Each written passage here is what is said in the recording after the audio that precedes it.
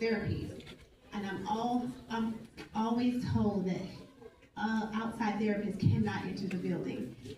The question is why? The answer is because of privacy.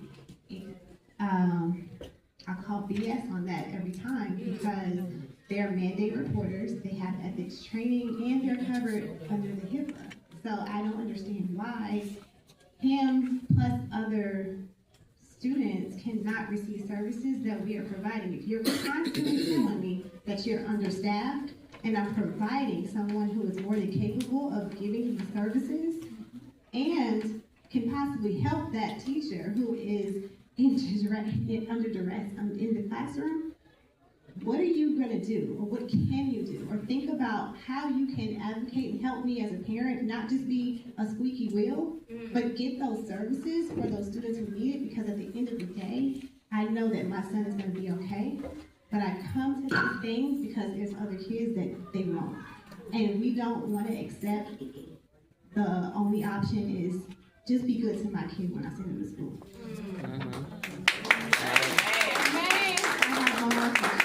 One question. So we were talking about reading, and this is because of former educator, sorry.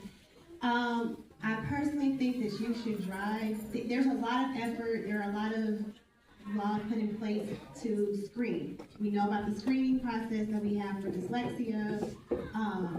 I think the focus should be on looking at the data. How are we using the data? Because what's happening now is we get these children who are screened.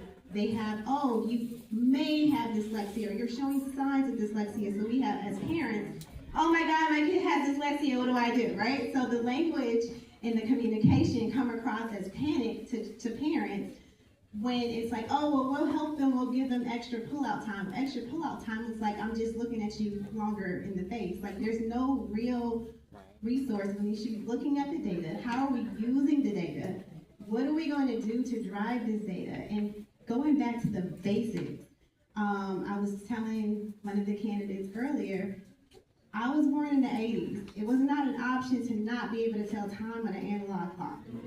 It was not an option to go into the classroom and say, well, if you get to teach social studies today, go ahead and teach it. If you get to teach science today, then teach it. If not, focus on math and reading. That was not an option. I know how to write in cursive. I know how to use an oven and a microwave. I know how to code. Like, can we take it back to what we had to do, bring up those phonics books if we need to?